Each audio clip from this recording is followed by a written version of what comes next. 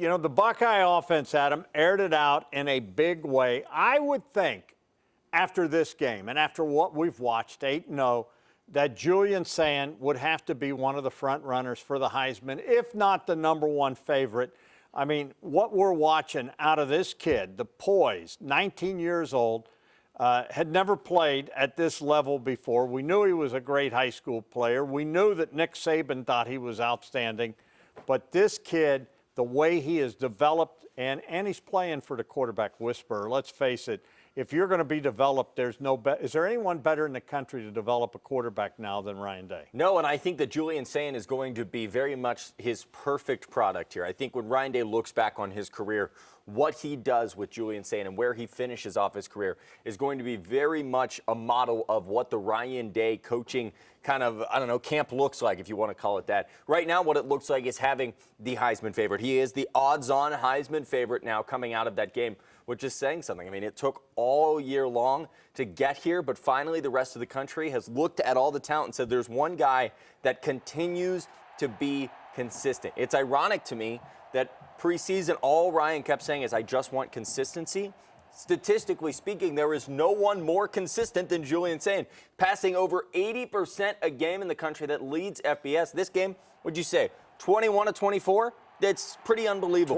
20 of 23. That's 23, and two of them were throwaways. Which, again, to avoid sacks. I keep saying that's even the more impressive part, is that he has the ability to get rid of the ball in the moments that he absolutely needs to. He is the Heisman front runner, as he should be. Well, let me ask you this. Is there a better 1-2 punch in the country than Jeremiah Smith and Carnell Tate?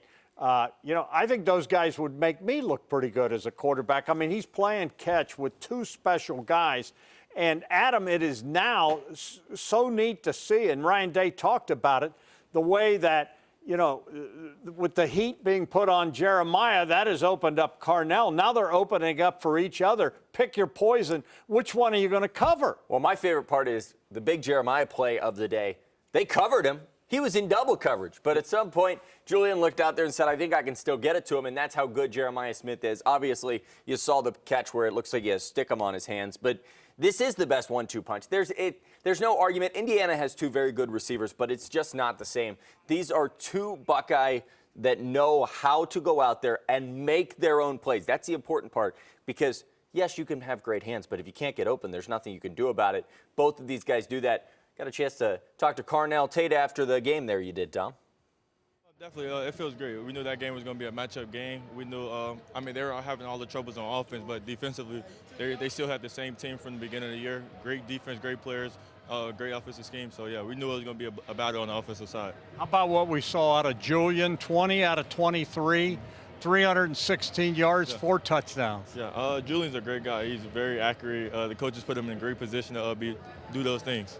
Brian Hartline, why don't you come in real quick? See, your coach won't come in. He got a lot of things. Yeah, he's always recruiting, isn't he? Yeah, definitely. That's how you continue the great Ohio State tradition. You got to have the next guys ready to come in and make plays. How good did this one feel, though? The November's here. You guys want to be playing your best ball. And from an offensive standpoint, you guys seem to be hitting on all cylinders. It feels great. It shows that each week we're getting better. We're being more consistent as an offense, especially Julian. He's taking well control of the offense, and we're only getting better from here. How about your game? You know, you and Jeremiah complement each other so much, and you seem to be having a ball out there. I mean, I just try to make the plays that whenever Julian gives me a ball or puts the ball in my vicinity, I try to go out there and make the play, and I'm thankful for the coaches for calling my play.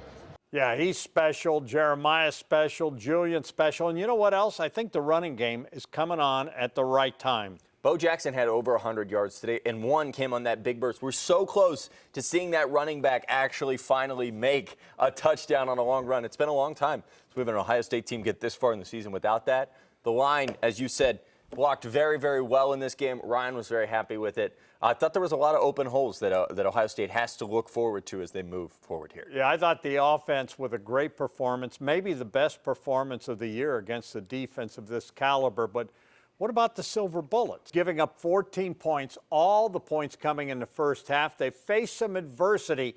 But, you know, in the second half, Adam, it was total domination as Ohio State eliminated Penn State to just 60 yards, total offense.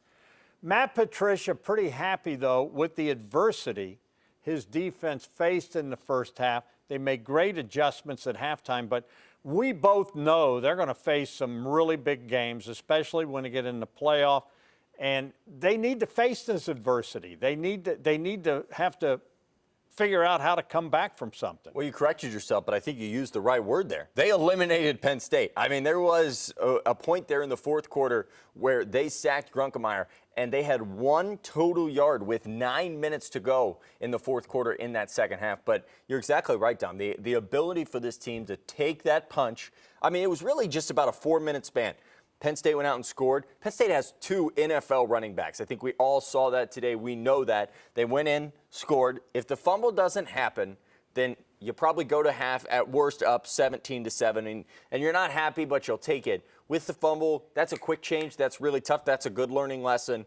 And then the second half, Matt Patricia said he loves the idea that they had to scheme up and reset and say, guys, this cannot happen again. And he's having fun doing it. He loves these kids. He loves the cohesiveness of the coaching staff. Arvell Reese is a guy I want to talk about. Here's a guy that I don't know how many of us coming into the season thought he was going to be the star of this defense, but my goodness, listen to these numbers.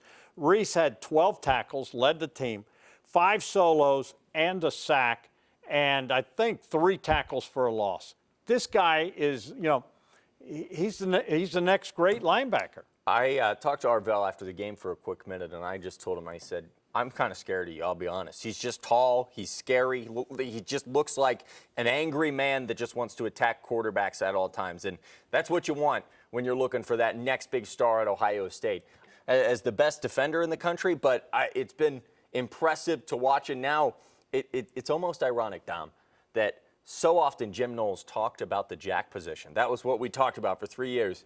Well, the guy that's actually the jack is Arvell Reese, and he showed it against Jim Knowles today. The other thing that I love, and I love Larry Johnson, I know you do too, but the way his defensive front is playing. One guy that I know loves how this defensive front is playing is, of course, Matt Patricia. You got a chance to catch up with the defensive coordinator. Yeah, it definitely was a matchup game. That's a really good team. They got great players over there, and we knew that it was going to be a tough game.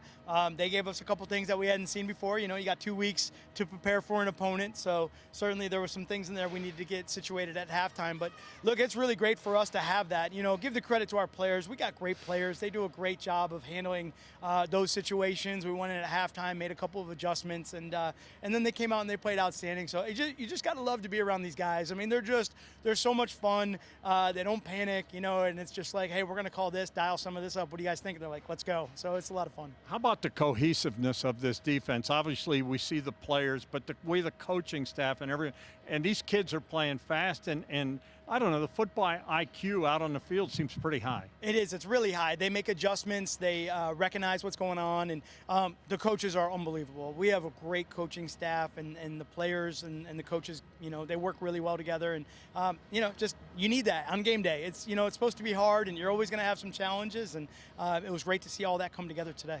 All right. Not to take anything away from Jim Knowles and that defense a year ago. You can take anything away you want. No, because I like Jim. That was a great defensive performance a year ago. But my question, and I would argue, at least for what I'm saying now, this is the best defense Ryan Day's had. I think that's a spot-on assumption. They're the number 1 defense in the country. They continue to get better. And it's a scary concept to imagine where they'll be. Dom, what are we, 8 games through the season now? Yeah. That is halfway. We have reached the halfway point of Ohio State's going to play for a national title. Boy, it's a long halfway point. It's a long season. And that's why it's a marathon, yes. not a sprint. Yes, it certainly is.